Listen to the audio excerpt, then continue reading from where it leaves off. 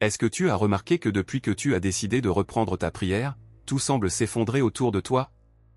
Un blocage financier, une dispute soudaine dans ton foyer, ou une fatigue mystérieuse qui t'accable dès le réveil.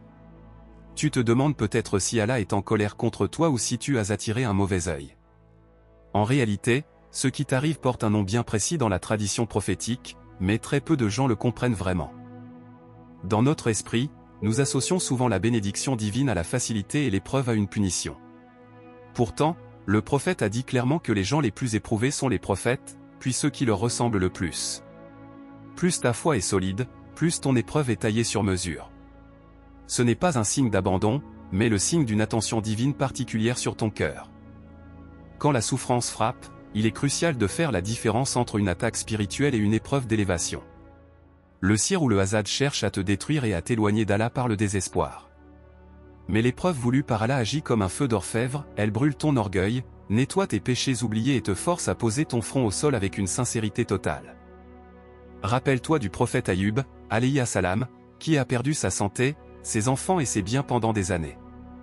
Il n'a jamais maudit son sort ni douté de son Seigneur, mais a simplement murmuré, « Le mal m'a touché, et tu es le plus miséricordieux des miséricordieux. » Son épreuve n'était pas la preuve de son rejet, mais le piédestal de sa noblesse éternelle dans le Coran. Il existe des degrés élevés au paradis qu'un serviteur ne pourra jamais atteindre par ses seules œuvres obligatoires ou ses aumônes. Allah, dans sa sagesse infinie, décide alors de lui envoyer une difficulté ajustée à sa capacité pour le faire monter en grade. Chaque nuit passée à chercher le sommeil, chaque larme versée en secret devient un trésor d'action méritoire pour le jour du jugement. Alors, que dois-tu faire quand le poids devient trop lourd à porter? Ne te tourne pas vers ce qui est haram ou vers la colère.